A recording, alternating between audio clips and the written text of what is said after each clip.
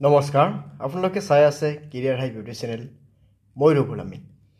লৈ আছোঁ নতুন এটা জব নটিফিকেশ্যন যিটো নটিফিকেশ্যন মুকলি কৰিছে হায়াত হস্পিটেলৰ পৰা যেতিয়া কি আছে হায়াত হস্পিটেল গুৱাহাটী এতিয়া ৰিক্ৰুটমেণ্ট কি আছে 2024ত এতিয়া টোটেল কেইটা ভেকেঞ্চি আছে 5টা ভেকেঞ্চি আছে আহক আমি এইটো ভিডিঅ'ত সম্পূৰ্ণকৈ চাওঁ এতিয়া কোনটো ডিপাৰ্টমেণ্টত ভেকেঞ্চিৰ কথা কোৱা হৈছে ইয়াতে কি আছে এক্সিকিউটিভ ফাইনেন্স এণ্ড একাউণ্টেণ্ট এতিয়া তিনিটা ভেকেঞ্চি আছে যাৰ বাবে এডুকেশ্যন কোৱালিফিকেশ্যন কথা কোৱা হৈছে বিকম নাইবা এমকম নাইবা CA ইণ্টাৰ্ণ হ'লে চলি যাব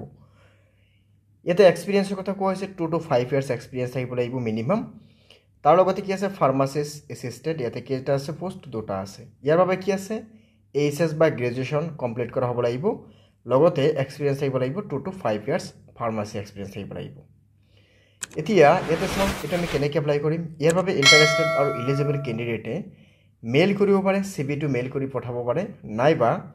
ইমেইল আইডিটো কি কৰিব পাৰে যে এইটো ইমেইল আইডিত কি কৰিব পাৰে